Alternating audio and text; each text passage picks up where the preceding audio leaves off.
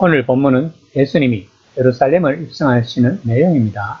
예루살렘은 다윗 왕이 천년 전 자신의 수도로 삼은 곳이고 거의 500년 동안 유대인들은 다윗과 같은 왕이 와서 압제로부터 자신들을 구해주기를 기다리면서 기도했던 곳입니다. 분명 제자들은 이제 때가 왔다고 생각했을 것입니다.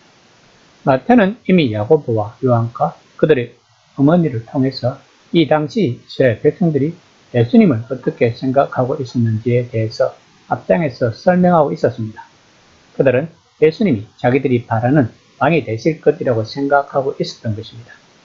그런데 예수님은 지금 예루살렘의 왕으로서 입성하기 위해서 오신 것이 아니라 죽으러 오신 것입니다. 이때 예수님의 심정은 어땠을까요? 얼마나 안타까웠을까요? 그리고 얼마나 적은했을까요? 21장 1에서 2절입니다.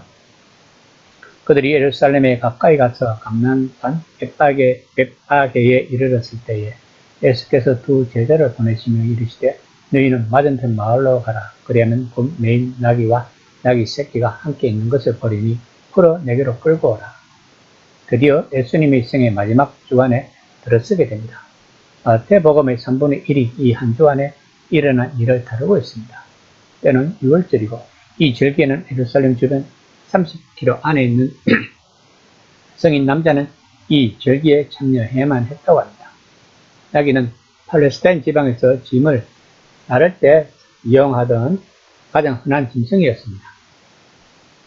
예수님이 나귀를 타시려는 것은 구약에서 예언된 메시아임을 알리신과 동시에 전쟁과 승리의 상징인 말이 아닌 평화와 겸손과 승김의 왕이심을 보여주기 위함이었습니다.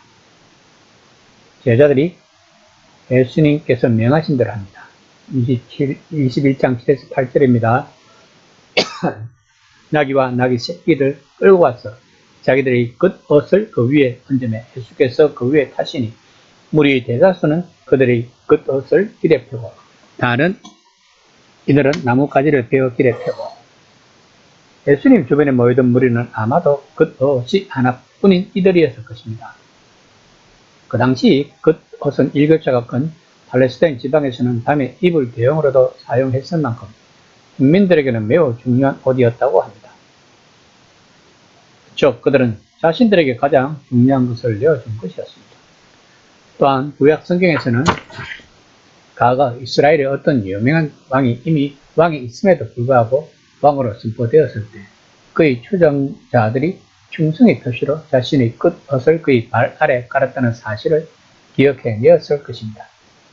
예수님을 둘러싼 무리는 이렇게 함으로써 자신들이 예수님에 대한 생각을 어떻게든 표명하고 싶었던 것입니다.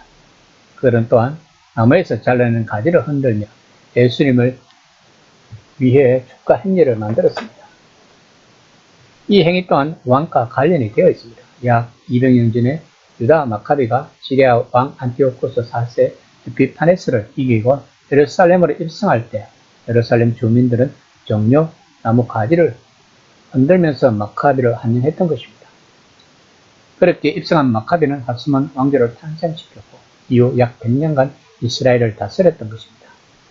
지금 무리들은 예수님을 왕의 귀환으로 맞이하고 있는 것입니다. 21장 9절입니다. 앞에서 가고 뒤에서 따르는 무리가 소리 높이 이르되 호산나 다윗의 자손이여 찬송하리로다. 주의 이름으로 오시는 이여 가장 높은 곳에서 호산나 하더라. 호산나는 하나님이 자기 백성을 곧 구하시리라는 기도와 그분에 대한 활력 넘치는 찬양을 혼합한 히브리어 단어입니다. 이 흥겨운 노래는 예루살렘과 성전으로 올라가는 내용을 담은 시편 118편 25에서 26절에서 가져온 것입니다. 이처럼 예수님을 따르던 무리들은 왕을 위한 찬가를 부르기까지 하면서 따라왔던 것입니다. 21장 10에서 11절입니다. 예수께서 예루살렘에 들어가시니 온 성이 소동하여 이르되 이는 누구냐 하거늘 무리가 이르되 갈릴리 나사렛에서 나온 선지자 예수라 하니라. 예수님의 화려한 입성에 온 성이 소동한 것은 당연한 것입니다. 예수님을 따르던 무리는 자랑스럽게 예수님을 선지자라고 소개하고 있습니다. 그러나 이 무리들은 예수님을 십자가 처형을 원하게 된다는 것을 우리는 잘 알고 있습니다. 이들은 왜 예수님을 십자가 처형을 원했을까요?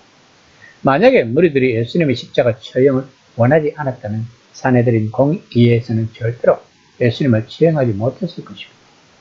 왜냐하면 이들은 민중들의 지지가 그들을 지탱하는 기반이었기 때문입니다. 예수님은 무리들이 원하는 메시아가 아니었던 것입니다. 무리들은 그들이 원하는 다윗 같은 왕이 되어주기를 원했던 것입니다. 이스라엘 백성들은 그들이 원하는 메시아를 기다리고 있었던 것입니다. 그러나 하나님은 예수님을 통해서 그것이 잘못되었다고 말씀하고 있는 것입니다. 너희들이 구원 받으려면 예수님을 따라야 한다고 지금 하나님은 말씀하고 있는 것입니다.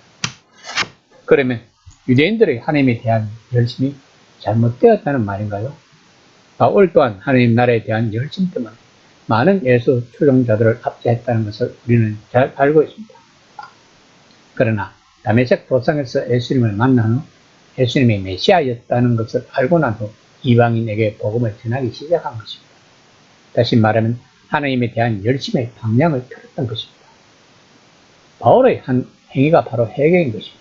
바울은 다메섹 도상에서 거듭났다는 것을 우리는 잘 알고 있습니다. 복음이 무엇을 말하고 있는지를 잘 모르면 우리는 다시 예수님을 십자가에 처형할 수 있다는 것을 알아야 합니다. 예수님을 십자가 처형을 원한 것은 이방인이 아니고 하나님을 섬기는 이스라엘 백성이었다는 것을 명심해야 합니다. 오늘 본문을 통해 나는 하나님 나라에 대한 복음을 잘 이해하고 있는지를 한번 점검해보는 시간이 되었으면 합니다.